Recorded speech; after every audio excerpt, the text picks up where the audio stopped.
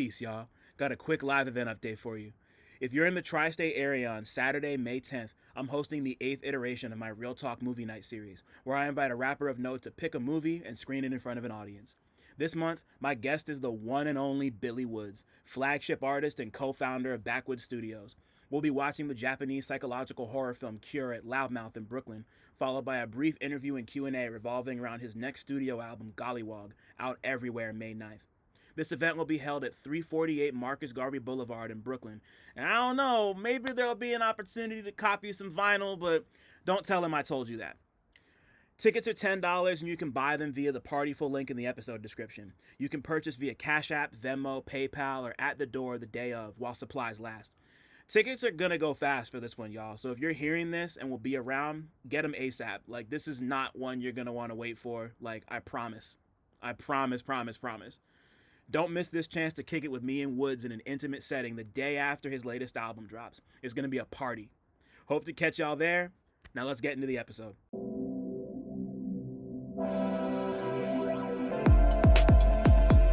Peace. My name is Dylan CineMasai Green, and welcome to the Real Notes podcast. I speak with rappers, producers, journalists, and other hip-hop adjacent figures about their relationship with movies and, if at all, film inspires their craft.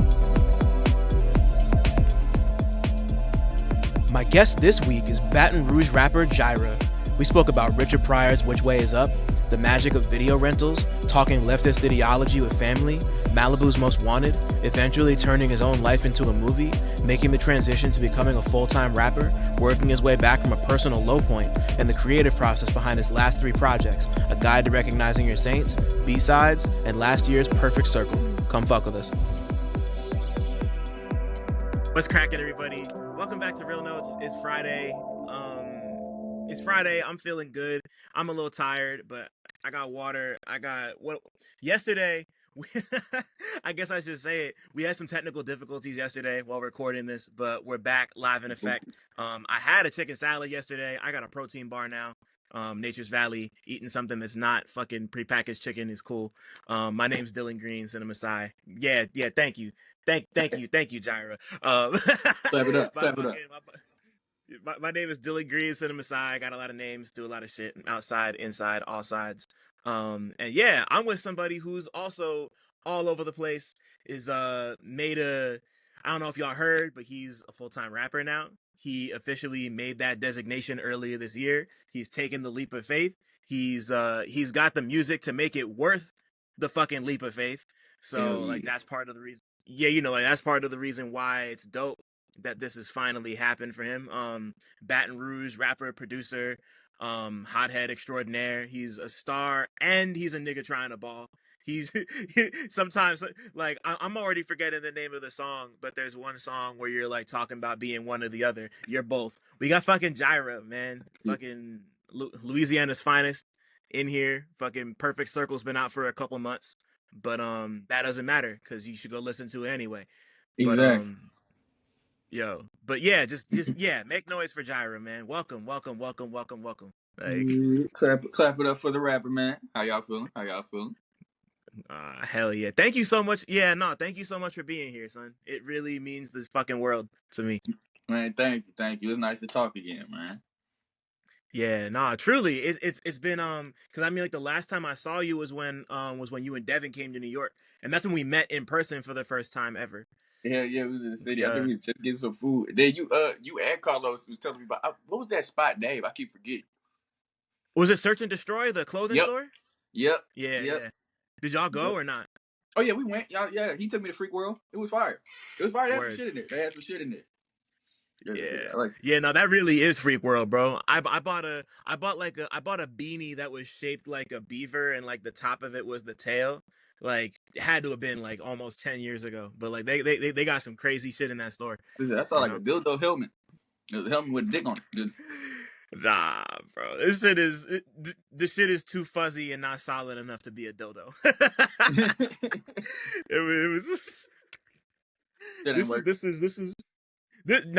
It's a good vibe to start on. But yeah, no, we were talking about this last time. I think the first time you and I like made contact, I wrote about you for the Lo-Fi Snack Pack when I was over at DJ Booth and Audio Mac, which feels like Bro, it was like 20 years ago at this point, but was only like maybe 5 or 6. you But telling me? you know, just seeing the yeah, like seeing the fucking growth from there to now with like Perfect Circle and just like all the different projects and singles and everything you've dropped. It's been beautiful. And like I said before, just the decision to be like, this is my full-time shit. Like I'm doing this, I'm investing it all in me is like it's so valuable and I'm proud of you. So happy to do Thank you. this. That proud of you means a lot. That proud of you means a lot. Niggas need to hear that. Niggas like that act like they don't need to hear that, but definitely do. And yeah, bro, like you, like I said the other day, bro, you a ground floor investor, bro. You got in early as fuck, and I really appreciate that, bro. I feel like I done lived like 5 different lives since then. You know what I'm saying? And it's like Yeah. to know niggas still, tapped in, and to know niggas saw the shit. You know what I'm saying? Or at least was able to see, whatever I presented while going through the shit I went through in school as fuck. Like seeing niggas, Right. uh, peep the lore. You know what I'm saying? Peep the growth, peep the regression, and take from it whatever they took from it type shit. I think it's cool as fuck. You know what I'm saying? Niggas will tell me, like you said, I've been fucking with you since da da da. And I'm like, oh shit, I wasn't fucking myself back then, so thank you. You know what I'm saying? So like, Yeah, no. Yeah, no, I know for you it's been a journey. I mean, like particularly the last like 2 years has been like we'll get into all of that. You know, like just like that. I just know that time from a guy to recognizing your saints to now was like pretty tumultuous. But you know, like yeah, I'm like happy you're here and still moving. Like, cause it's I like I get you, bro. Like sometimes you really like yeah I heard from well, I mean outside of the conversation you and I had, I spoke to a couple other people yesterday. Like I'm I'm going through some silly shit on my end, and then like it's just nice to hear from people who like really fuck with what you got going on, and just like you got to like tap in with your people, and like sometimes it's just necessary to be reminded of like what you're doing this for and like who's connecting with when ends aren't being tied up, if you know what I mean. So nah, no, I feel you. I yeah. feel you. When you in that little like that gray area, you know what I'm saying? When the motion Hmm. not motioning, as much as you would like it to, or as much as you feel like it should, quote unquote, or as much as we've been Right. conditioned to believe it should, whatever the fuck, and you got that big ass question mark on your head, and you just the fuck, you know what I'm saying? Like, what the fuck am I, man? What the fuck am I doing for? Am I crazy? Am I tripping? You know what I'm saying? Like, niggas are like, Yeah. I'm getting to, I'm getting to niggas have babies, niggas get married, niggas have kids type shit. It's like, I'm rapping. You know what I'm saying? Like, what we doing? Right. So it's like, all right, bro, is this what we doing for real? And once you make the decision, you got to really go. Right. Yeah, nah. And like that's what we're all here to talk about. But before we get too deep into the music shit and the passion shit, I wanna ask you the first question I ask everybody who comes on here, which is what was the last movie or TV show you watched that you had a strong opinion about? Which way is up? Richard Pryor. I was watching. Yeah, hell yeah. We was talking about laptop for the technical difficulties and shit. But like I said, me and my girl been doing this thing where we go to this record store and you got like Buku records, DVDs, A-tracks, shit like that. Just Buku physical media. And we'll do Blockbuster. Yeah. Blockbuster Day. We'll cook some shit. Or order pizza, die, and I watch it. And yeah, it was Which Way Is Up. I remember my dad had that shit as a kid. I watched it. He still got it on DVD. But yeah, I watched it when I was younger. And you don't get it. So like I revisited it as an adult, and like yeah, it was real. Like, and that was right after I made the decision to go full time with shit like that, and it was yeah, Right. it was just real. It spoke to what I was. It felt like it spoke to what I was going through and trying to work through in my head too at the time. Right. I mean, like, yeah, like I still haven't watched it since we spoke Oh about yeah, it, yeah. so I don't remember exactly what it's about. So Oh like yeah. break it down because I mean like also like Richard Pryor is fucking Richard Pryor. But anyway, break it down for me. Oh yeah. Oh yeah. No, hilarious. It's hilarious front to back. But basically, Richard Pryor, he does like the the Eddie Murphy, the Clumps type thing where he plays 3 different characters in the movie. He plays himself, his dad, and his preacher. Uh, the main character, who's just regular Richard Pryor, or whatever. He's basically a loser. You know what I'm saying? His wife don't really love him. He don't make a lot of money. He still live with his dad, this, that, and the third. And he works at this orange farm. I'm pretty sure it said post segregation. Definitely said post segregation, but like pre workers' rights for real, or whatever. When niggas was really, you know what I'm saying? So like, the whole the whole orange farm is trying to organize. Like there's a guy going around and he's like a union leader and he's trying to unionize all the farm workers and stuff like that. And long story short, he ends up accidentally like falling into being a leader of this revolution, a leader of this movement, to the point where he gets run out of town by the white folks and stuff like that. Yeah. So he runs to the city. He he uses the clout from being for being mistaken as this union leader and stuff like that to find a job, and he ends up making his whole new life in the city. He has a whole new wife. He has like a not wife, but he has back then I feel like it was it had to have been like I don't want to put a number on it and be wrong as fuck, but I really my dad. I feel like my dad was probably born in like late 60s, died. So I feel like it had to be like like 40s to 60s type shit. Am I making sense? Yeah. Like it went and so like back then when niggas had a whole double life, they had like a whole another family. I'm sure niggas like if your dad or your granddad maybe I'm pretty sure niggas granddads had that whole story. Like my granddad got a whole nother. I had like real talk. I got an uncle that I didn't know about till he passed and shit like that. So I'm sure like everybody. Yeah. Went through shit like that, So it was around that time, So yeah, something happens and he works his way up, what I'm saying, kind of being like, a company man, he works his way up to the point where, the white people kind of favor him and they give him a job back at home, leading the orange factory, like, like managing the orange factory. So he's kind of like he has to move his, his new baby and stuff like that back to his hometown. So now he got like he's living a double life, and he's basically like the whole the peak of it is him just being run ragged, trying to bounce back and forth between okay, I'm back home and I'm trying to beat this guy or whatever, and then I'm also trying to be I'm trying to be down with my people or whatever because they know me from the union or whatever. So I got my homies the job at the factory, and they still think that I'm trying to unionize. You know what I'm saying? They still think I'm trying to organize and die, but I'm still, playing both sides, and it comes to the point where he just kind of like, you get run ragged and you let it all fall down. You can't have it both ways type shit.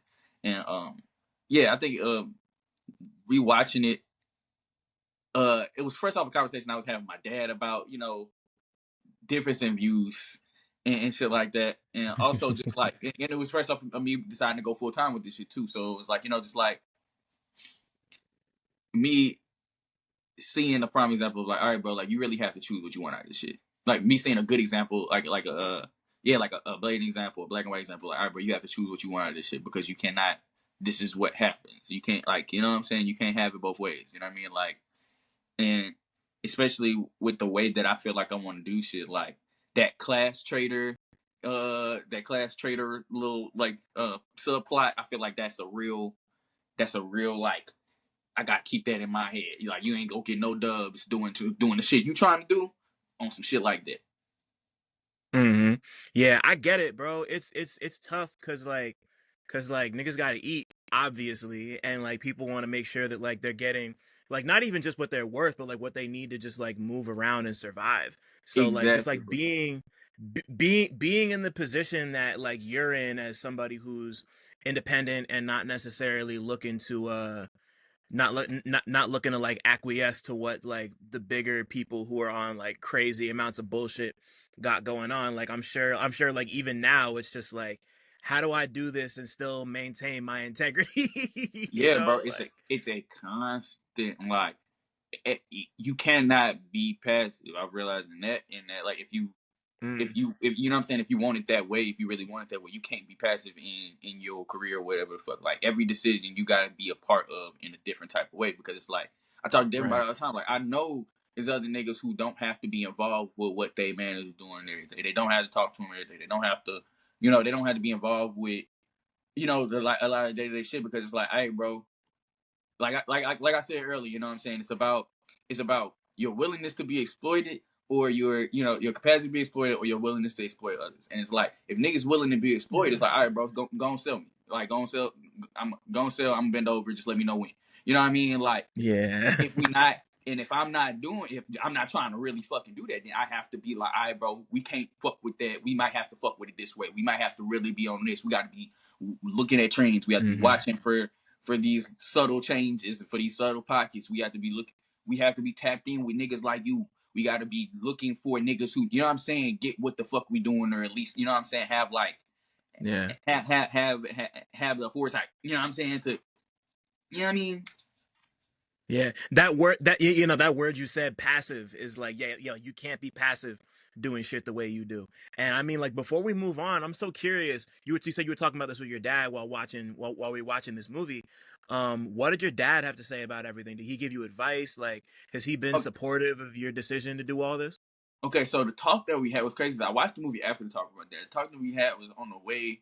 It was like literally the day, like a day or two before or after. I had to go full time because that bullshit happened, and he was telling me about some shit that happened at his job. And long story short, I was like, bro, y'all need a union. He's like, no, we don't. And we just got into like a a conversation that ended up, just boiling down to our differences and views on, uh, one, what like life and what life means, what success is, and what you have to do to get the things you want out of that. You know what I'm saying? And like what comes from doing these things? What comes from doing what you end up choosing to do? Yeah, yeah, we just hit. Oh no, that's another car. But yeah, it ended up just boiling to us agreeing to disagree. Like a lot of our conversations do. I always like fucking talking with my dad and fucking with him, because like I can I can make like I said something. I tweeted the other day, like being a progressive, quote unquote progressive, in a black family. You know what I'm saying, a black conservative family is real interesting, because you'll say one thing and you a fucking snowflake. So I think I find it funny just Uh-huh. fucking with my dad. So like saying like quote unquote, revolutionary shit, not really like you need a union at your job. You know what I'm saying? Yeah, like basic shit. Like, Yeah. But it's fun because like my dad, like, he believes what he believes, but he's the reason he's the reason I can even like, he's the reason I write. You know what I'm saying? He's the reason I read. He's the reason like I can articulate myself a little bit. You know what I'm saying? In the way I feel like, so like yeah, we always have good conversations. You know what I'm saying? So that's why I fuck with him. yeah. I Me and my mean, mom like, too. I was like, me and right, my mom like, too, but even if, it's more on like an emotional thing where, yeah, what you say? I got you. I just didn't mean to interrupt. I'm sorry. Oh, you good? But yeah, like, even if you're not, even if it just turns out to agree to disagree, like, I don't always see eye to eye with my parents either. Like, especially not my mother, who I love, but also kind of leans a little, conservative is the word. So, I've Feel you, we've definitely gotten into some boy. ideological dust ups in my time, but like, I glad that stuff's like, inspired. I agree. man, but yeah, nah, like, but like, that's just like, those are your parents, and like, they instill, like, they, like, so, like, most of the time, at least in my case, like, my parents instilled very particular values in me, and it's just Mm-hmm. like interesting to see like how those values translate for me versus how Yeah, it how they translates manifested. for, yeah, and just like seeing the different directions, like, like, me and my dad are generally like on the same page when it comes to stuff, but like, just seeing like my mom be the person to be like, knowledge is power, and then to just see the way she interprets that versus the way that I apply that in my everyday life is just like, damn, what the fuck happened?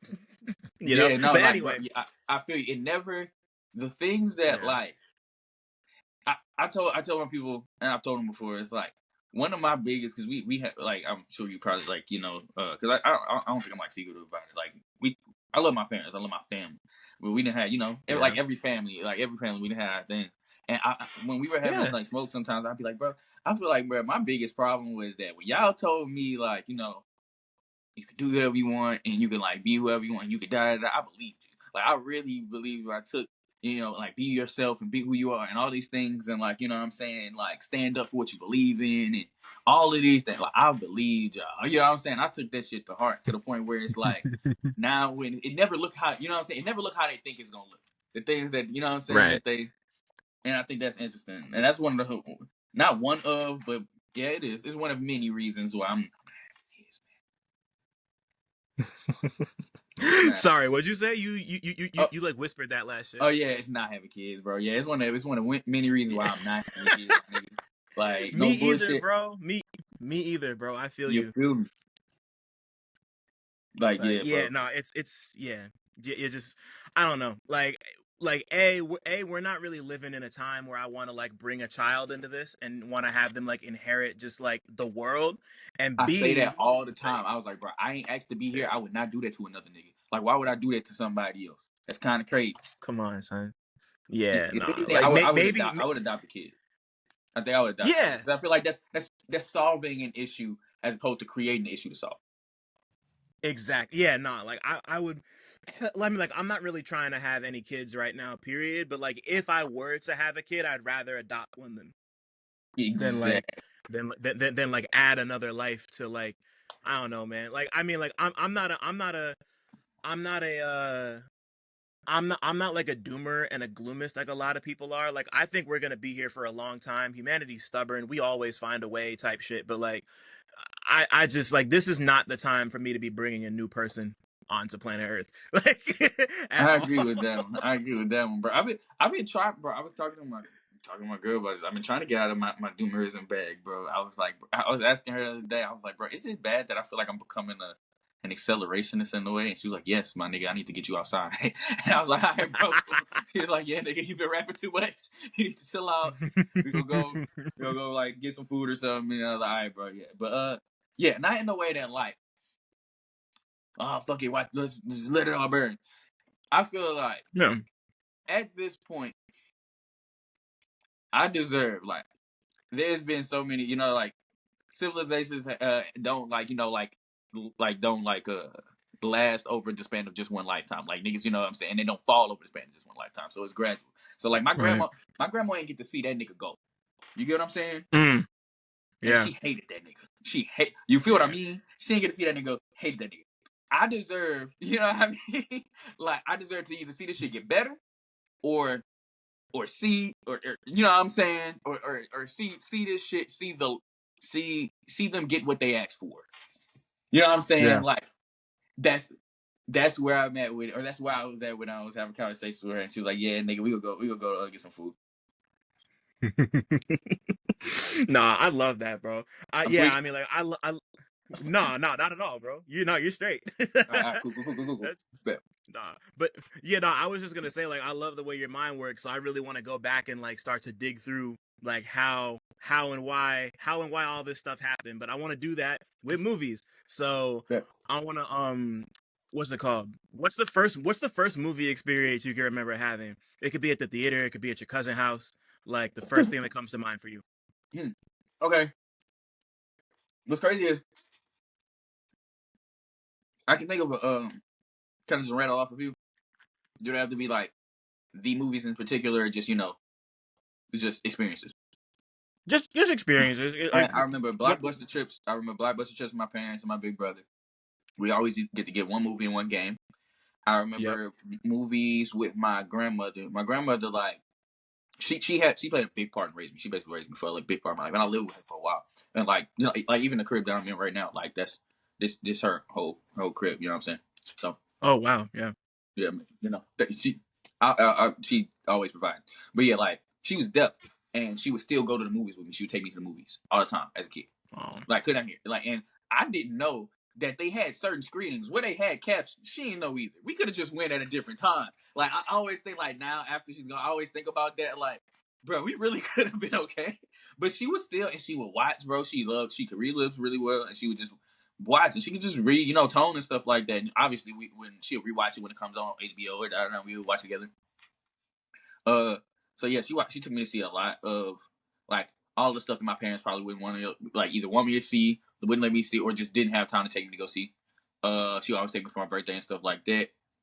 Um, yeah, and movie trips with my aunt. I feel like one of the earliest ones for some reason. I remember seeing fuck man, what was that movie with the white rapper and not Cedric the Entertainer, but his like lighter skin counterpart, Anthony. Is it Uh. Anthony Oh, from fucking Blackish? Malibu's Most Wanted. Yeah, I remember seeing Yeah. Malibu's Most Wanted way young because that bitch came out. I know it came out early 2000, so I was young. You know what I'm saying? I was probably like pre before 10. It was probably before I was 10 at least. I definitely before I was Right. 10 because that didn't come out in like 2011. No, so that came out when I was probably like before I was 8 or some shit. So like I remember, yeah, going to see that with my aunt, my older brother, and my cousin, like way younger than I probably should have been. I remember that's a really early one. And I don't know why. I think the only reason I remember it is because, like, I don't think I watched that shit again. But I remember it. So anytime I remember jokes from it and da da da, like, it's just like, oh yeah, I remember seeing that shit. I just didn't. I still to this day don't necessarily remember the plot because I never rewatched it. I just remember that being like, I just know I was way younger than shit. For some reason, like, I remember being so young that like I can't remember the plot, but like that's one of my earliest like just movie theater memories. I remember uh I remember watching The Iron Giant for the first time. That's one of my favorite childhood movies. Mm-hmm. For that one, Treasure Powerful, Planet. sad movie. Like Treasure Yeah, Planet's crazy too. my people had like like when I was younger, we had a VHS player and it was still viable because they was still certain shit was still coming out like on VHS. Like some of my like the shit I watched as a kid with like Barney and shit, they would put that on for me as a kid. So like we had that Toy Story, all the little shits. So I remember watching those while they were still somewhat dropping for till I was like maybe 5 or 6 or whatever Yeah. the fuck. So we had a lot of shit. So like we had like they just had a VHS collection. So I remember watching like Prince of Egypt, and I remember watching all those old, you know what I'm saying, shits like that, like Atlantis or was that Atlantis? Or, like Yeah, those old, The Lost Empire. Yeah, I know what yeah, you're talking about. shit like that. And I don't know if we had Treasure Planet, but now like I remember watching Treasure Planet sometime as a kid, and I remember rewatching it in my adult life, and it just like I fell in love with it because I didn't know, like, again, I didn't remember enough when I rewatched it. All I remember was like I remember watching this as a kid and I remember enjoying it. Let me try to see if I remember what it was about, and I just fell in fucking love with it. So now that is one of my favorite movies. But yeah. Yeah, I haven't seen Treasure Planet since it first dropped, and I always tell myself I'm gonna go back and rewatch it because like I love everything steampunk. I love the aesthetic of it. I love the way it looks. I love the way it like sounds. But I just they never like it. they It's just went like for it. never one that I'm trying to go back to and be like, oh, let me go watch Treasure Planet again. I just gotta like snap myself out of that and just like actually sit down and watch it. How'd you oh, I know you said you fell in love with it when you went back and rewatched it. What was it about it that really stuck out to you? Man, I really just identified with Jim, man. I don't know. It's one of those that just like me for real. You know what I mean? And like the longer, because it's a long movie for, what I'm saying, one of those like animated movies, but it was really really fucking good, bro. And the Mm, throughout, like, throughout the watch, like I would guess like halfway through it's about, I think it's like a fucking 2 hour movie, bro. I don't know how they ended up doing that, damn but near. like yeah, but like halfway through, bro, like it gets past like, oh, he's just a rebel kid, and you identify with that archetype as a character or whatever the fuck.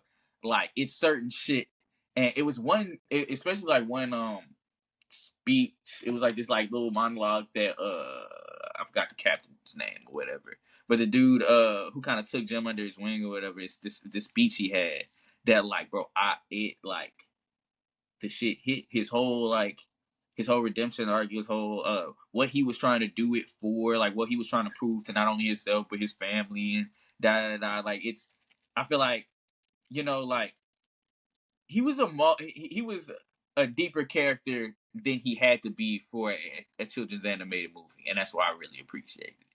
And I think like Hmm. like they gave him more motivation than like beating a bad guy, and like I said, just being a rebel kid, they ended up being cool and beating a bad guy. I think it was like, what I'm saying, he had a real reason why he wanted to do this thing, and that's what, like, like his drivers were real shit, and I fucked with that. Um, Yeah. Also, it was funny as fuck. It was just funny as fuck. I think the way that they blended 2D animation and 3D animation, that shit was, it was like in the CGI shit, it was like really like, it felt like, especially rewatching it, you know what I'm saying, in the late 2000s. I was watching it, I remember being like, bro, it felt like they really thought this is what movies was gonna be or something like that. Like they really, but Hmm. and like, yeah, it's now it's just like an artifact and shit like that, but it's really fucking cool. You know what I'm saying? Like it's a really fucking cool medium, and I don't even think it's like, I don't think it was used enough, and I think it's a really good example of how the shit could, you know what I'm saying? The shit could have been used if niggas leaned more into it and it wasn't that fucking expensive. I'm just a really good Yeah. about it. about it and how it was supposed to have a sequel. But bro, it dropped. Apparently, that shit dropped. That bitch was sandwiched between like Titanic and Tarzan or some fuck shit or some. You know what I'm saying? Like that bitch had no chance. Or like the line, like apparently that bitch had no chance. But like Yeah. this shit was fire. Yeah, nah, yeah, like especially on the 2D 3D animation tip. I've been thinking about that a lot because obviously a lot of people aren't really working with 2D animation no more, but like especially like at that time when CGI was starting to become more prevalent and people thought the two could like coexist in a way that they don't really in and it's been 20 years Mhm. and you know, like stuff like that. And whenever I think of Treasure Planet, there's another really similar movie that's like kind of more adult oriented, but it's also animated and done with like 2D and 3D mashup. It's called you ever see Titan AE before? That sounds familiar. Where was it one of those Atlantis type shits Atlantis, the Prince of Egypt, like A that kind of little bit. that kind of 2D animation? Were they in space?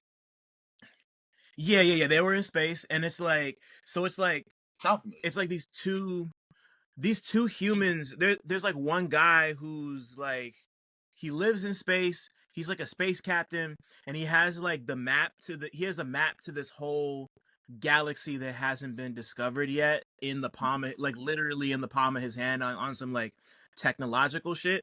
And it's just him working with a bunch of different humans and aliens and trying to get to this, like the map powers a special spaceship that they got to get to, and a bunch of like bounty hunters and other people of different races and whatever want to get It to the ship. sounded more So familiar the more you explain it. it's like And I you said feel the like map, like the 10 map in his people. hand powered the like you said it powered the ship. So like they always needed him. So Yeah. like were they trying to always kidnap him or some shit? It Yeah, sounds yeah, yeah, yeah, it yeah. sounds very. It's a lot of shit The it's a only lot of shit that I watched as a Yeah. kid that again I never revisited as an adult. But like yeah, now it sounds like very familiar. What was like? I wish I could see the fucking cover. That was my shit. That's my shit. Trash. Yeah. Yeah, no, like cuz like the only reason I remember it is cuz I had the DVD in my crib still. And I watched it I want to say almost a year ago cuz I hadn't seen it in 20 years. And I just decided to watch it again one day, and it's really one of those. It kind of reminds me of like Fern Gully in space but with no songs. Never seen Front Like Gun. the Oh wow. Well, I mean, like that's not like that's a bit more obscure. It's cute. The first Fern Gully is great because like the whole thing is like the whole thing is a metaphor for like deforestation and climate change and environmentalism. It's really dope message wise, but like it has kind of that animation vibe. I think it was done by the whatever the animation company that did Fern Gully was, so that's why it looks so similar. But like that and Treasure Planet, like it feels to me like that's kind of like a more adult, toned down version of what was going on in Treasure Planet. So I always think of those two together just I got because to of that. Like it's yeah, no, like if you could find it, it's worth trying at least once. Like it's not gonna change your life, but it's like it's interesting and it's cool, especially on the like that movie is also super heavy on the mix of 2D and 3D animation, and I love that type of shit. I'm like all about that.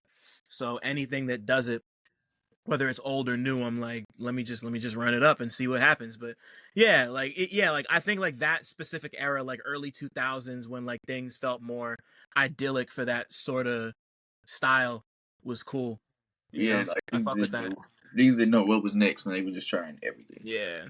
And we didn't know how good we had it either, you know, because now That's it's right. just like you'll get like one out of every like 200 movies that come out in like 2 3 years will be hand drawn, and then everybody's like, hand drawn animation's great. Why don't we do more of this? And then people just won't invest in it. People won't go see the movies. Like Yeah, it's a lot that goes into it's a lot that goes into that. There's no it's not one person's fault unless you're like a studio executive, in which case fuck you. But like, you know, it is what it is.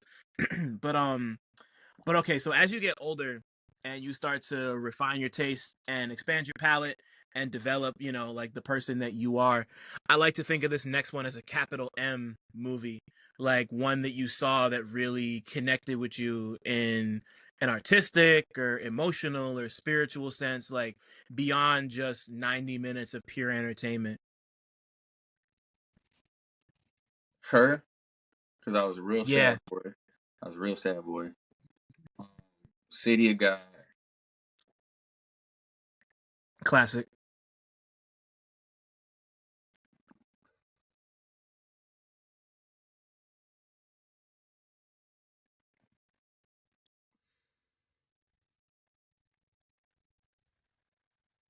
The one that I'm writing in my head all the time. I want to know what that is. Tell me more about that. I have a thing. I don't know if it's gonna be a movie or a show. And I don't know if it's ever gonna materialize. But I was thinking about it, like I said, remember I told you, since I started making music and like literally since like you probably discovered the shit, like I feel like I've lived like this many lives. The Yeah. whole plot is it would be a movie in each act would be one of those lives, and I would die at the end of each act, or like a show in each at the end of each season I would die, and I Mm. would just pop up in a new circumstance and a new part of life. You know what I'm saying? On some Doctor Who shit. That's crazy. Yeah. Damn, go cap, bro. I never repeat that. I Thing. mean, I'm not like an expert, but I got homies who like it, and I've seen enough to be like, that's the whole thing about the show is that like he's like the doctor, just like he dies and takes on a new, like he dies and takes on a new form at the end of at the end of every season. He comes Oh back shit. looking and sounding completely different, and it's but Oh, it's like the same being. He's not even a person technically. It's just like but it's anyway. the doctor. Yeah, it's the doctor. It's still the doctor. Yeah, Okay. yeah, yeah. But yeah, I mean, but I mean, but like break that idea down. Like I don't know how well developed this is for you, but like, is this something that when did you first start putting this together? Like, is this like was this recent? Have you been sitting Ever on it for since like? ever since I started feeling like my life is like a fucking like not my life is like bro this. My fault. Sorry to interrupt, but I just wanted to shout out the Real Notes Patreon one time. For as little as $5 a month, you get exclusive goodies like video of every interview, 2-day early access to every interview, an invite to the Real Notes Discord server, exclusive access to the Real Talk Movie Night archive, and early pre-sale links for all live events. If you want to give a little more, you get other exclusives like retro 60-second movie reviews and monthly 90-minute workshops with me, where we can discuss whatever creative questions or projects you might have going on. Head over to patreon.com/realnotes. That's REELNOTES to join right now. I repeat, all videos will only be available on the Patreon. Thanks for listening. Shout out to my patrons. Now let's get back to talking.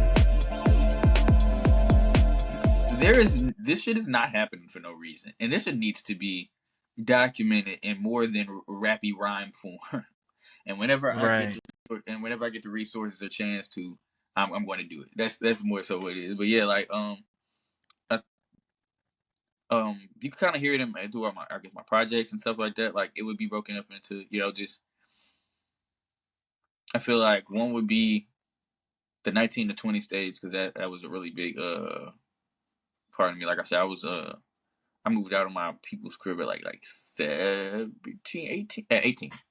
So like at 19, I kind of like made the decision to stay out, and I started like being like and trying to do music full time. It was one thing, and then like the pandemic would be a whole nother thing. My grandma would be a whole nother thing. The last, like you said, 2 or 3 would be a whole nother thing. Like now, my frontal lobe developing, and now like making this decision would be, you know. But yeah, that would be Right.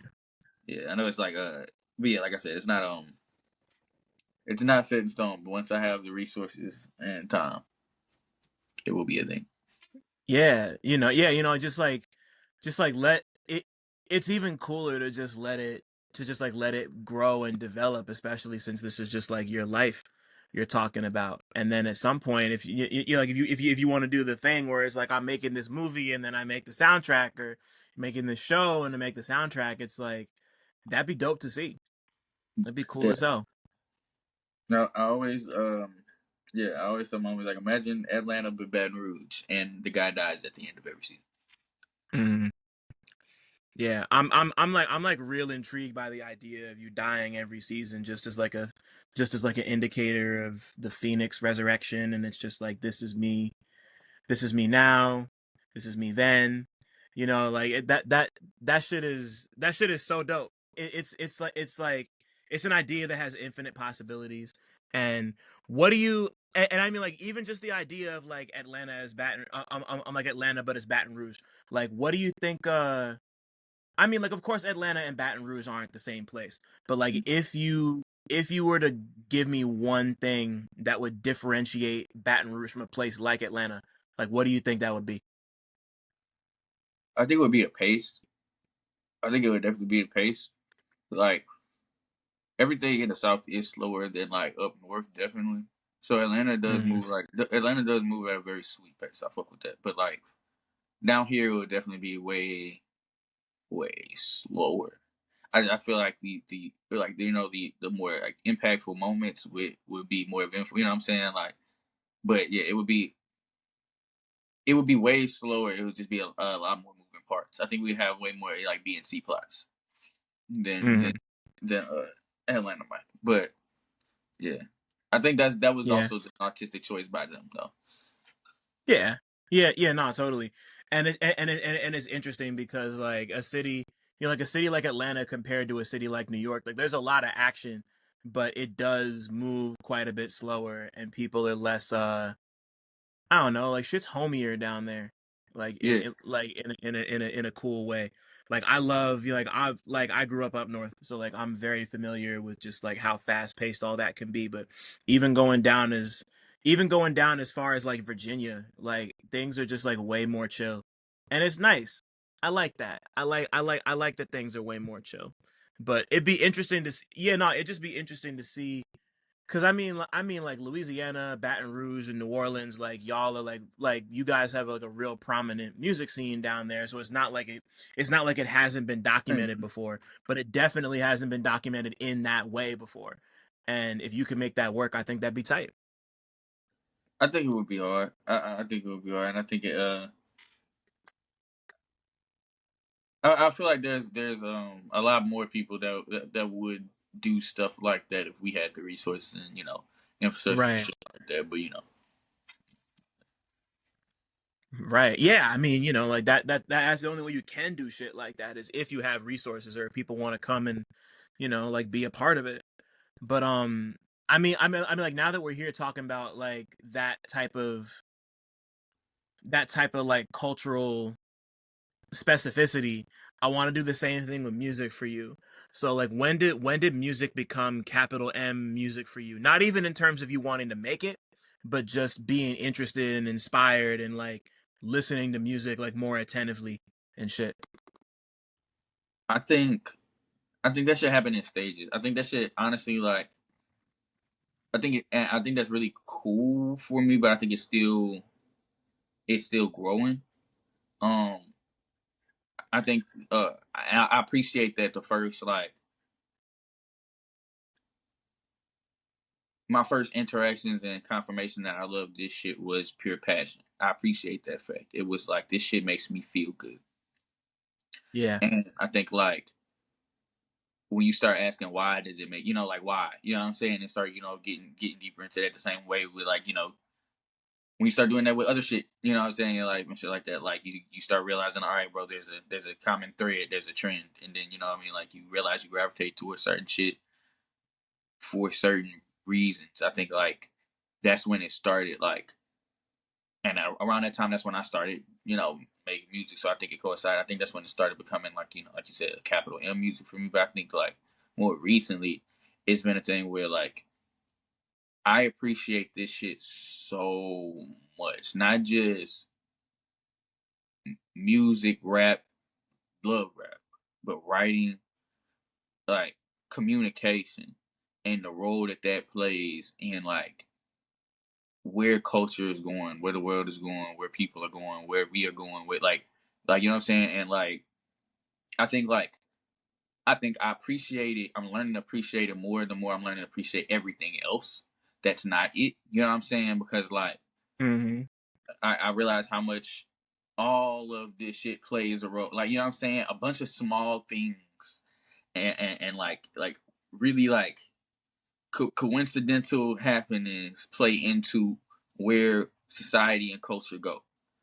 And I think like art is art is a really big, piece of that pie. I just think it's a very interesting one, obviously because I see myself in it, and also because like it can be super intentional but still have inadvertent consequences. It can be intentional and have intentional consequences. You know what I'm saying? It's like it has like it's such. I feel like it's real nebulous, but it's a really big chunk of the pie. And again, I might feel like that because Mm-hmm. I'm in that part. I might feel like that because I'm in that part. I get it, but like it's a representation of where we are. It could again it could influence and change where we are and where we're going. You know what I'm saying? Yeah. It's so many things in one thing, and that's like again not just the tunes, bro. Like movies, bro. Not just the tunes, bro. Like a good fucking book, a good fucking honestly, bro. A well written post. If you're following the right Yeah. people, if you're following the right people, yeah, like a real like just like ideas. You know what I'm saying? Ideas like the. I fuck with it. I think like yeah, Yeah. Yeah.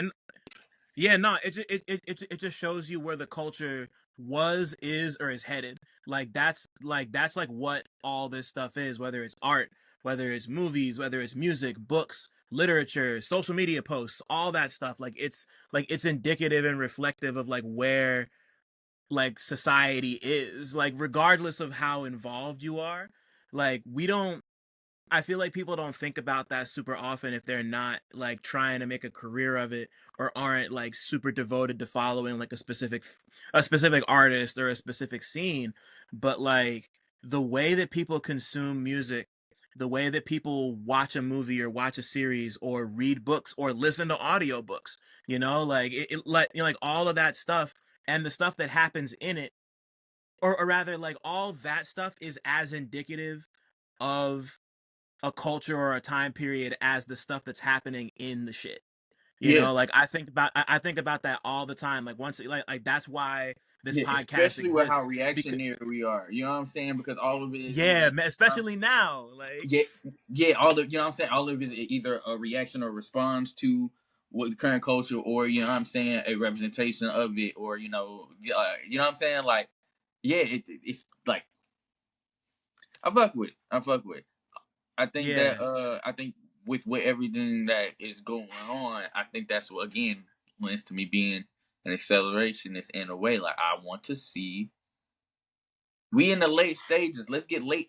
Like I'm trying to see what happened. I'm trying to see Mhm. what happened, or let's do the right thing and make shit better. But it's like we didn't have every exit and we ain't take it. So what the fuck? Let's get there. Like you know what I'm saying? Like, which one? Which one? At least like let's pick. That's my bad. Yeah, no, you're good, bro. It's like you're not wrong. Like nothing you're saying is wrong. We're just like we're just like at the point where like we're so close to another tipping point, and I'm also interested to see like where that tipping point is going to come from. But also considering like everything happening with the internet, like cultural tipping points come so much quicker than they used to. Like things that used to take 20 years take like 5 at most now. Like just like it like the way yeah, just like the way shit History is repeating is. itself at an alarming rate, my nigga. Like yes, like Yeah, bro. That shit is yeah, no, yeah, that shit is too real. And just like seeing how we all adapt to that and how it benefits us and makes us more adaptable, but also kind of fucks with our brains and makes us and like puts us in positions where we're kind of like expecting desensitized shit and to used go to left. desensitized and used to shit that we should not be fucking used to. You know what I'm saying? Right. Yeah. Like we're adapting, but we're like, what the fuck are we becoming? Like, what is happening? You know what I'm Yeah. saying? Like what? You ever see a nigga just like look at his hands like Jesus Right. Christ? What have I done? I feel like Yeah. Yeah. Sorry, I didn't mean to cut you off. Oh no, I'm saying I feel like I don't know. Yeah, that's the bag. That's the bag where niggas should be at. I don't know what's going on. I said earlier today, like I have no clue how we're still like how the wheels still Functioning turning. as a I feel like country. Yeah. niggas are running on fumes, bro. Like we've been running on fumes for a while, and like Mm. I feel like if you ask people that are way smarter than me, they would say we've been running on fumes for way longer than the average person would know. And it's like my niggas, like the fuck are we doing? Like Yeah. what's I don't know, bro. Yeah, nah, like what's the next step? Nobody really has an answer for what the next step is. But like it's but like I'm happy you brought up that bit about like people saying that shit's we've been running on fumes for even longer cuz like I always think back to the 90s. Like I mean I was alive in the 90s, but I was like a kid until like yeah, I think I was like 8 when the 90s ended. But like there was a period of time when theologists were saying that like the 90s were the end of civilization.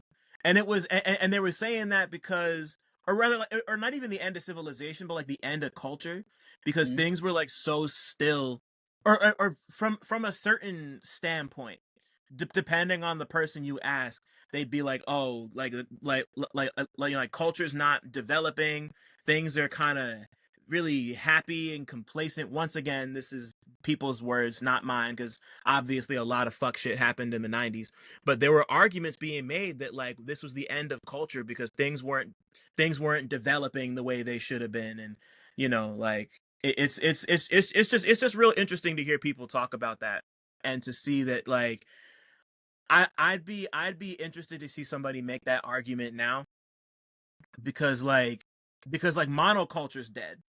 Like there's really like no monoculture anymore. There's so few big events that bring everybody from every corner of planet Earth together. Like everything's like micro and segmented, and in my opinion way more passionate because of it, and like with all the pros and cons that come with that. And I think there's no other place that I think that's more potent about that than music is. Like music is so What would you say was like like the last big event that brought the world together? I'm sorry if I'm derailing. Say something like Michael Jackson. What was like? uh, Really sitting here thinking, and I'm like, Jesus Christ, what like the man, monoculture well after I Michael mean Jackson? like recently it's so funny. I was just talking to somebody about We Are the World earlier, Mm-hmm. but I don't think that was the last one. Like I mean like if we want to be super recent, like the Super Bowl, the Kendrick shit, like that brought like that brought everybody together. Like people who I've known people who I know have no idea who Kendrick Lamar is were asking me who Kendrick Lamar is after that happened. So like that was like that was a and I feel like the Super Bowl in general is usually like a cultural unifier just because of like what it is. Like I don't give a shit about the Super Bowl, but No, no, I it's get just what you one mean. of those I things. get what It's you mean. yeah, I get what you're saying. yeah, nah.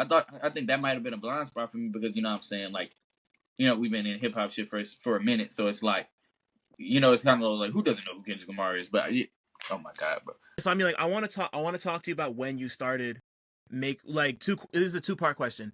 When Okay. did you start making music, and when did you know it was going to become more than just a hobby? Started making music. Like I said, my dad was a radio host. My dad was a radio host and a DJ. For my brother, he was the first person I saw like making music at the crib. I used to think you had to go to the studio and like be a famous person. You know what I'm saying? So I was like, okay, shit, you can do that. So like the first time I did myself, I would say like 2015, 2016, before anybody like 2015, 2014, before anybody knew. And then the first time like I did it with like the approval of the people because I let people like the approval of my brother and like the people around me because I let niggas know. Yeah, it was like 2016, 2017. The first time like I said I started taking myself serious, I would say like 2018, like a little bit after I graduated high school and shit like that. And um like I said, I moved out of my parents' shit a little bit like later in high school and stuff like that, like my senior year right after I graduated. So like yeah, around then I was just I had to take myself serious, and people around me started taking me serious, and it kind of just like snowballed from that. Right. When did so yeah? Was this before or after you put out like Ego and Movie Oh, you and going? Eyes Open? See that? Okay, see, boom. Yeah. That is around that time where I was like recording at my parents' shit, like my junior year, sophomore junior year of high school, and like probably right before I was gonna end up moving out. That was like those were like the first few songs that like I stole my dad's like mic. I stole my dad's mic, my brother's computer, and like I made those bitches like in like GarageBand and shit. Those were like the first few songs I really made, and that's honest. That honestly is what like I don't know how. Obviously, because I probably took his shit, so I thought I deleted that shit really good, but I guess I didn't. He found that shit. That nigga found that shit, and like that was how he was like, "Nah, bro, we gonna get you right." And he took me to the studio. We like I started making my first shit like in high school or whatever. Like first few songs, still I was still like I was bad, but I loved it.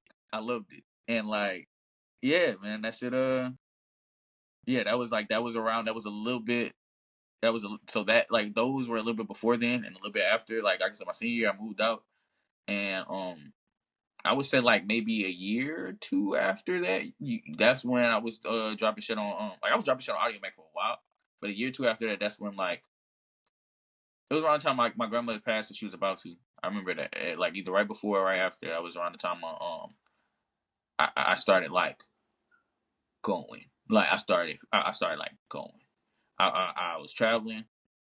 I remember, like just I said, that was around the time where we were like that was the time I got my first like whole like run in with distro and shit like that, and that Mm-hmm. whole and with all that shit, I started like I started going, yeah, but And yeah, this was like what, like 2021, 2022, just about, or was it a little before that? uh 2022, Also, she passed in 2021, and I was rapping my ass off. Then I dropped my first what I thought was like I dropped what I told myself was my first album, but Play to this Win, right? huh. Oh no, Was that's that Play to Win? actually yeah, it's something called King of Ties. This is after. This is like before Play to Win. And I Gotcha. think that's Okay. like this. It's somewhere. Somebody probably found it. But then after she passed, that's when I did Play to Win. It was like around like yeah, like that whole year. I was trying to go on the run. Like I said, I was going. So yeah, Mm-hmm. 2022. But she passed December 12th. No, December 2nd, 2021. 12/02, Gotcha. 21. So yeah. Wow. So I mean, like going through a lot of your early stuff, the thing that really stuck out to me is that you kind of honed in on a style really fast, and like listen, like listening to Ego and Movie and Eyes Open and stuff like that. It really like it sounds so like you sound so developed already. Like obviously there was like room to grow, but like you were just like, this is the type of shit I like. This is the type of sound I want to do, and it feels like everything after that has just been you like refining that. Like Yeah. every project after that, from like Play to Win. Like Play to Win sounds like you're getting a little closer to that idealized version. Than A Guide to Recognizing Your Saints is that. B-Sides is that. Perfect Circle is that. It's just like you knew. It seems to me, coming from the outside, that you knew so early on, like, this is how I want to sound. This is what I want to talk about. This is who I am musically. And it's just like, how can I tinker with that to make it perfect? Hell Like yeah. there's no there yeah, like there's no huge swings here where you're like trying one thing on one album and another thing on another album. It's just like, this is me. Let me just adjust it accordingly. Hell yeah, And nah. like, You yeah. get at the job. You get at the job. You gotta get here, boy. Like what's crazy is that Devin says that all the time. He's like he's like one of the things I know is like even when I go back to the shit that you made before we started working together or whatever, it's like you can hear the development and like the new shit that we're doing is like evolved and elevated stage forms of what you've always been doing. And like yeah, you're right, bro. Like you know what I'm saying? I always knew what I liked. I always knew what I liked. I always knew that what felt good to make. You know what I'm saying? So it's like, you know what I Hmm. mean? Like whenever new shit feels good to make, that's when you hear a new bag, and it'll be like, oh, that's some nice shit. But it's like, yeah, it's just fun. It's all and also like, yeah, I either know how I'm feeling and what feeling I'm trying to get off, or I know what I want to say, and I got to figure out how to get it off. So it's like it's never like I don't know. I don't think that's ever the question. I think it's just like, figuring out how to like turn it from a mess to like a coherent sentence. You know what I'm saying? Yeah, yeah, yeah. And I say all of that because it's real difficult to do that and not just feel like you're making the same song 80 million times. Like Oh you're yeah. yeah, like you're an artist who's really good at not like I don't listen to all these projects and think like, oh, Play to Win sounds just like Perfect Circle or Guide or whatever. Like it's all like it all sounds different, but it's still you. And it's still just you kind of like mining similar things without coming out and it all being the same. Like that's really, really difficult to do and just like be yourself. But yeah, like I think of it like being yourself, but not repeating yourself.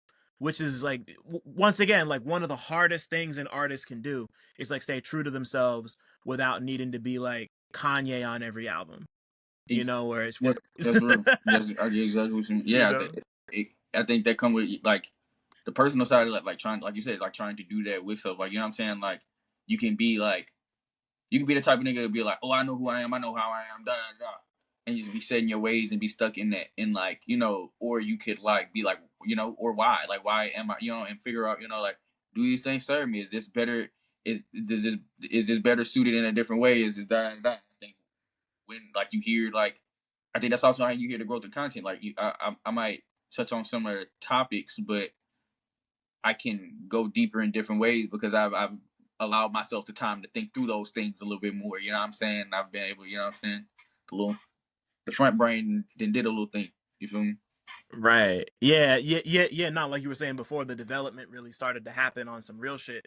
And I mean, like on that note, I know we kind of hinted at it before, but like you establish yourself, you start to build an audience. People, I mean, like people are tapped in to Play to Win. A Guide to Recognizing Your Saints comes out, and that's kind of like, I know at the time you kind of christened that. Wait, another thing that's really interesting is that whenever you put out like bigger projects, I feel like when you talk about them, it's just like this is the album. And then it's like, no, this is the album. No, this is the album. Because because that's how you were about Perfect Circle. That's how you were about A Guide to Recognizing Your Saints. And and that's just interesting to me. But it's like, but it feels different coming into this one because of everything that happened between A Guide to Recognizing Your Saints and B-sides. Like forgetting Perfect Circle. Like, if you feel comfortable talking about what happened there, like what happened there? I hit the wall. I hit the wall that everybody hit, and I hit the wall that everybody hit, and so if you talk about whatever fuck. Um, I could I could say a lot of shit. A lot of shit happened to the point where I could not, to the point where my distractions weren't hitting. You know what I'm saying? And I had to Yeah. face that wall. And like I almost folded. You know what I'm saying? I called my mama. I was like, I'm finna fold. I was like, I'm finna fold, man. Come over here, Oh man. please. She's like, I'm on the way, man. She came. She came. I was loaded as a bitch. She got me in the car. She hugged me up, gave me a blanket. I slept in my old room that night. Mm. Um, I woke up the next morning. I listened to Shadow Boxing by Damo. I God, cried. what I a cried. song. I cried real hard. I got the fuck up. And I know that's very much an oversimplification. And if niggas know me, they know that was an oversimplification. And we cut it short. Like I said, we got 15. But yeah. Uh, everybody hit that wall, and like you can either you either fold, which I don't blame you. You either cope, which I don't blame you, but I'm gonna look at you a little funny. You know what I'm saying? Or you do whatever you make your mind up is that you got to do. You know what I'm saying? And it's like that's what I'm trying to do. Yeah. You know what I'm saying? That's what I'm trying to do. Like I can't act like I'm not living in the place that I'm living in, and you know what I'm saying? I can't act like this is, you know what I'm saying? I can't act like this shit okay I can't act like I'm okay, but I'm in this bitch, so I gotta make, like I said, I gotta do, I gotta make my space. I gotta make space for me. Right. And what did making space like you, or what did making space for you look like at that time? Because like I'm sure it took you a little minute to just build yourself back up and really like bust through that wall. It took cry my ass off. It took going back to therapy. Find a way better therapy. She fired. Uh, Yeah. Shout out. Shout out Sierra. Shout out Sierra. She hard. Um, fun fact. Uh, I hope I'm not putting her business out there, but she I don't think I'm putting her business out there. She actually was Waka Flocka and Tammy's therapist on a few guest episodes of their reality TV show. I ain't gonna say which ones, or Wow, I can that's find crazy. just because this is exactly what she told me, so I feel like she cool with giving it everybody. I ain't gonna say which ones. If she didn't say which Right. ones, I go find them because I had to. But I thought that was cool as fuck. But That's tough. yes, she funny as fuck, and yeah, but also yeah, like again, bro, just accepting certain shit and also like putting the effort in to learn certain shit that I didn't know, whether it be about myself or about the world around me, to the point where I wasn't coping in crazy ways or telling myself stupid shit to get through the day. And yeah, like yeah, Wow. And like and then like how like when and how did you come back to music through all of that? Because like B-sides is what came after that project beforehand. So like what, like were you making music at this point, or was this all stuff that happened? Was this all stuff like from the guide sessions that you saved? Like what was the deal? half of it was that, and it was. Besides, I'm gonna be real. I appreciate it and I love it, and them songs is hard. It was a distraction. It was a distraction. Mm-hmm. Like it was a distraction. I got busy. I got busy. I did some with my hands. You know what I'm saying? Like so it was like shit. It was half stuff from shit from a guy recognizing saints, and it was we was doing shows and shit off of God recognizing saints. So I had we had some new sessions and stuff like that we was doing, and yeah, it was something like that. But facing like having to like after B sides the slate was clean, then I had to sit the fuck down, and that's when and that's how you hear cycle. You know what I'm saying? Like you know what I mean? Like Right. yeah. So yeah, Right. I wouldn't say I did it till then, but yeah. Right. So then talk to me about where Perfect Circle comes from all of this, and like when that process started. And I mean, like, obviously, like the title couldn't be more apt, just considering, or actually, yeah, no, I'll save that question for later. Talk to me about like where the initial process for those songs came from, started.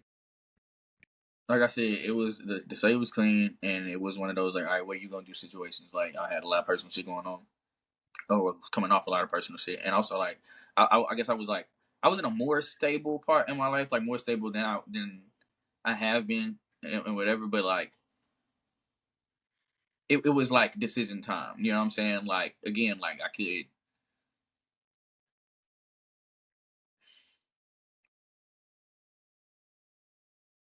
could sit and go do the 9 to 5 shit. I could play like do 1 foot in, 1 foot out. I could sell myself short. I could just fall off on the music shit. I could not deal with the shit and distract myself with with whatever the fuck I got at hand, like besides or whatever the fuck. Or I could like like I'm talking to my therapist at the time, and it was like I was just feeling very unfulfilled. I was feeling very unfulfilled. I was feeling very like, and I was running out of things. I was running out of shit to blame. Like, you know what I'm saying? Like, you can hear this. Like, Yeah, yeah, you know what yeah. I'm That's saying? Like, real. I was running out of shit to blame. And it's like, all right, bro, like, after you doing it, after you trying to do it, after you done doing it to prove niggas wrong, after you done do it to prove like, you know what I'm saying, to, people around you that you can do it or whatever, then you just gotta do it for you. After you done doing it to avenge your dead granny. Like, you know what I'm saying? Like, you gotta Yeah, do it. yeah, You yeah. gotta do it for you. You gotta do it for you because it's like, what the fuck, you know what I'm saying? It's like you hear it, and it's like you hear it, and it's like no one to blame. Like that's it. You just gotta face up. You know what I mean? And that's what that was. It was like, and like I said, I said it before. Like that's the you can hear it in the album. I'm going these therapy sessions. Like these are all things that I'm working through at the time. You know what I'm saying? Like figuring out and shit like that. Yeah. Right. Yeah, Yeah. And I mean, sorry, what'd you say? I know I'm giving updates. So we at 12. We good. We got it. Oh, okay, cool. Yeah, no. So like, yeah. So I mean, like, that's like, I love to hear that about the process behind this album because like the thing that really strikes me about it is the cover. You know, you look at the cover and it's you, you know, like you're smiling and you got these six hands and like and like yesterday I was looking specifically at what was in your hands. You got you got a blunt, you got a Glock, you got a necklace, you're throwing a gang sign or whatever sign that is. That's West Side. Yeah, that's West Side. Oh, okay, cool, West cool. Baton Rouge. Hey, shout out.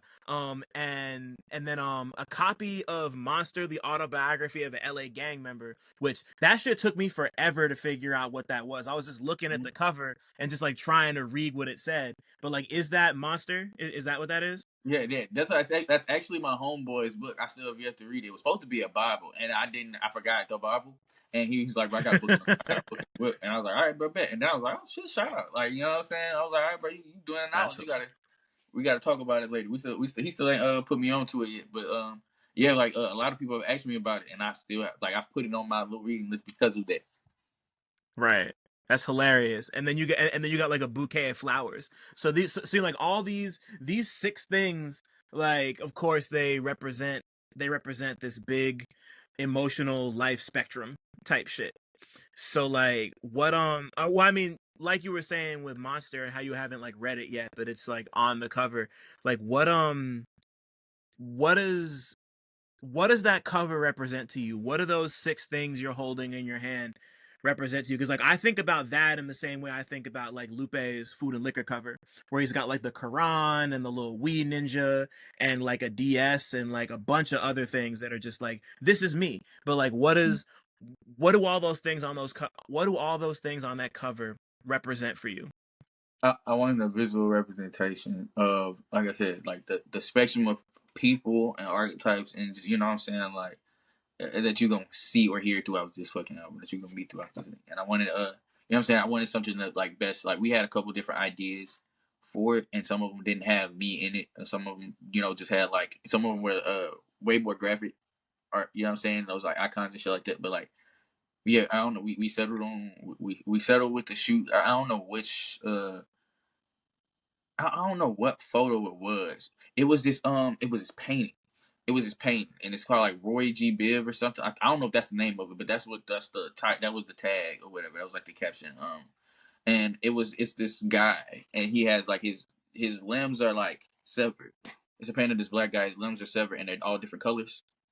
And he's like in this Yeah. position, and I really, really, I loved it, and I loved how like I wanted to do that. I wanted to have my limbs severed, and Devin had the idea of, you know, like having a representation of each thing, like, you know what I'm saying, kind of like, and having it in a circle, you know what I'm saying, and yeah. Yeah, it just came together. Like, but yeah, the motivation was really trying to have a visual representation of all, you know what I'm saying, the different archetypes of people you're gonna meet throughout this bitch. And that's why we wanted to have, Yeah. you know, the Glock right here, West Side right here. You know what I'm saying? Like I said, it was supposed to be a Bible, but my nigga can't. Right. Hey man, I mean like Monster is a Bible to somebody, so technically it is a Bible, you know. But like, but I think like but like the thing that makes Perfect Circle so interesting is that you know like this isn't just like a representation of like different types of people. It's just like you are all of these different types of people, and that comes up on all of these songs. You know, like just like thinking about like the handful of like I mean like this whole project is dope front to back. I already told you that. But like the ones that I keep coming back to, I come back to Wody a lot. I come back to Turn It Up a lot. I come back to I think 777. Timid Deer is my favorite song on this whole album. Bro, a I lot of people love been I saying that, and I didn't I fucking know love that. Timid Deer. Bro, shout out Devin, bro. When I tell you that bitch almost did not make it, because I was just rapping, and Devin was like, Devin and Park was like, that bitch not on there. I don't know what we doing. I was like, all right, bet. You know what I'm saying? And then Right. like since we had dropped a little like visual, whatever, like you are like now one of 5 people that have been like, yeah, man, this is my favorite bun on that bitch. I'm like, I bet, cool. Yeah, no, I mean, like, why? I always got to ask that. Like, why did this not almost make the album? I liked it. It felt too. I, it felt too like self-referential. I don't know if that if am I using the right term? You know what I'm saying? It felt like I was just talking about me. I was talking my shit, and I'm like, oh, cool. You know what I'm saying? But like, I didn't. When I was Yeah, listening to everything, I was like, all right, bro, like, does that fit in the way I was like? They was like, nah, put that bitch on that bitch. So I was like, I bet. You know what I'm saying? But like, yeah. I think it's a nice like, yeah, it's still like now listening back, like, yeah, that bitch hard. Like, I liked it. No, I liked it Mhm. enough to finish the song. You know what I mean? Right. Yeah, no, I get it. But, it's like almost the I appreciate that it's a polar opposite to like other moments and other aspects of this project, because like you got like friends and family on here.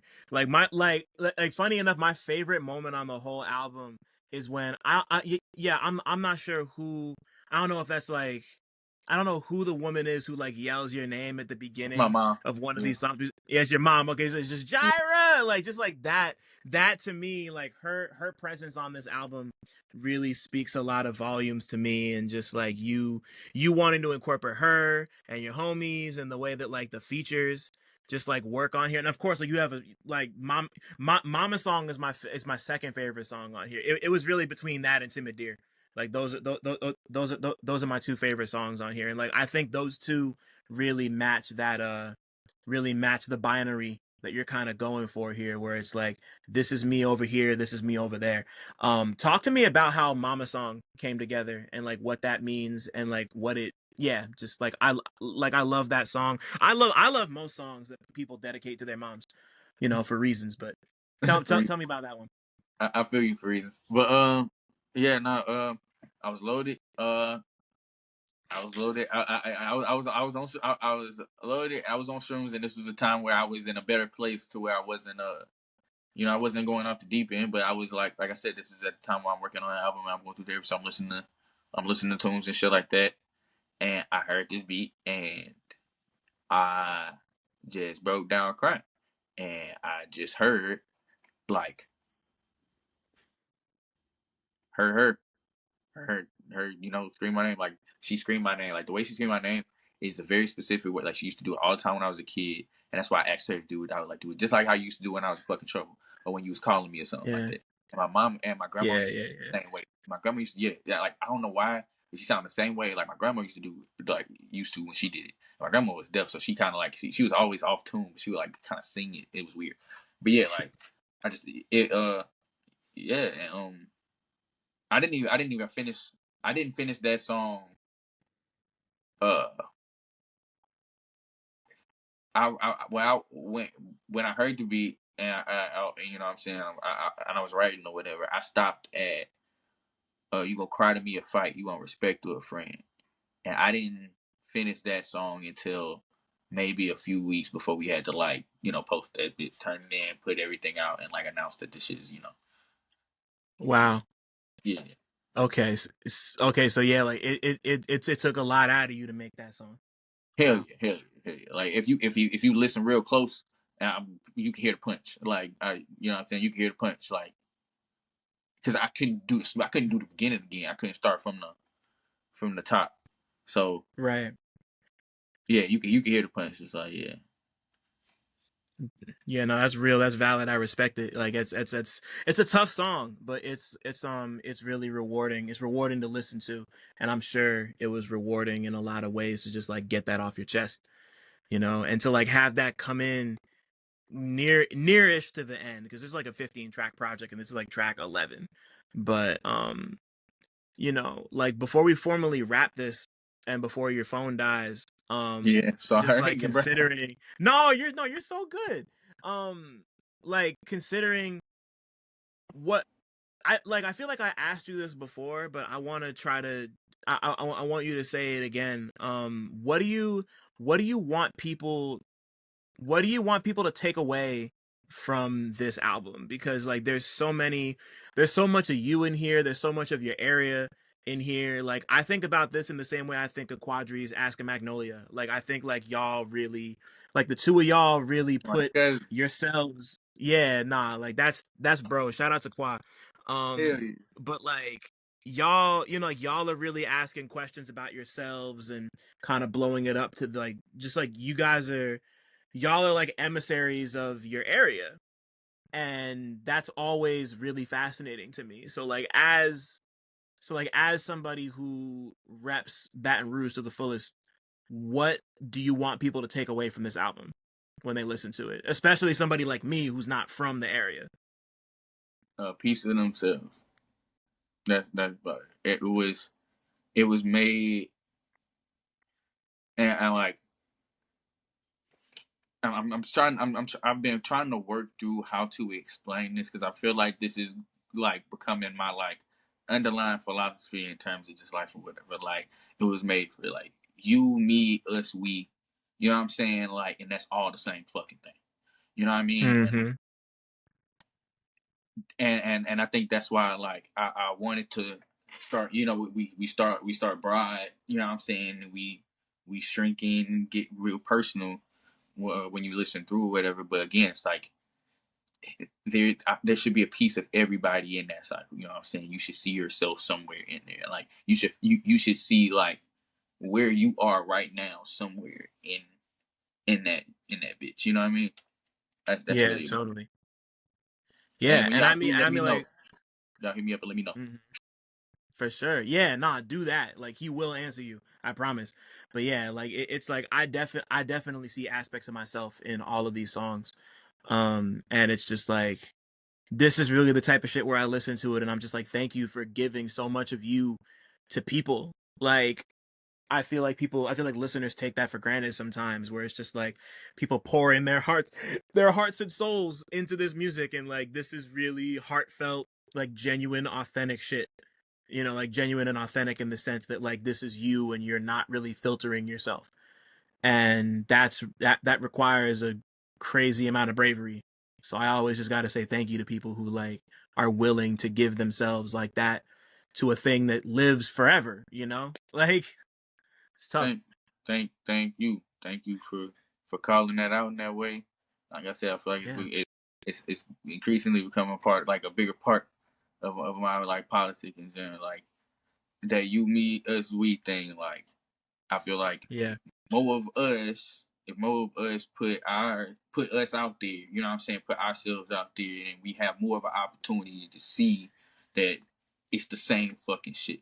You know what I'm saying? Like, and obviously, like that's we can. There's a bunch of smaller conversations to have why that might be an oversimplification in some areas in certain circumstances. But when we talk about like, Right. you know what I'm saying, like the way that when we talk about just the way this shit going in general, I feel like that's a very big part of the understanding that we all need to have right now. But yeah, Totally. Yeah, 100%.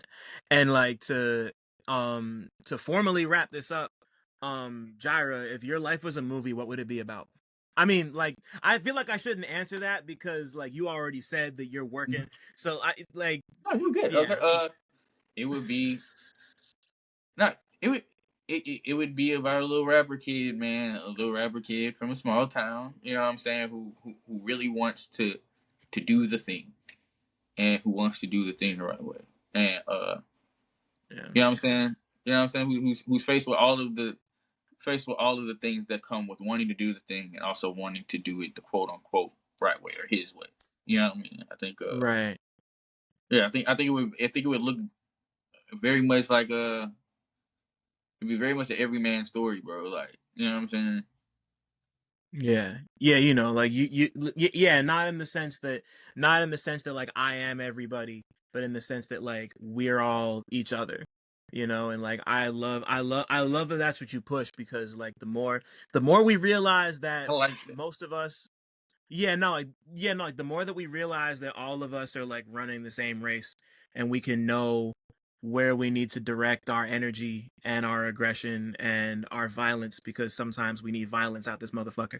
Um You yeah, talking no, shit. I'm reading Wretched of the Earth right now, so I'm like really on that type of time for real. But Yeah, okay. but yeah, like but fucking yeah, like the more we realize that we're all on the same team, the quicker things can change and we can just be there for each other, be community minded and oriented. Like that shit's important as hell to me. And you know, even though you're not like sitting here like preaching shit in your music, like it comes through in just the way you are and the way you put it together. Yeah, And you know, like you ain't gotta do as all that. Yeah, you ain't gotta do all that extra shit. Yeah, we can talk about that right. off the. You ain't gotta do all that extra shit. Yeah, Yeah, totally. type shit.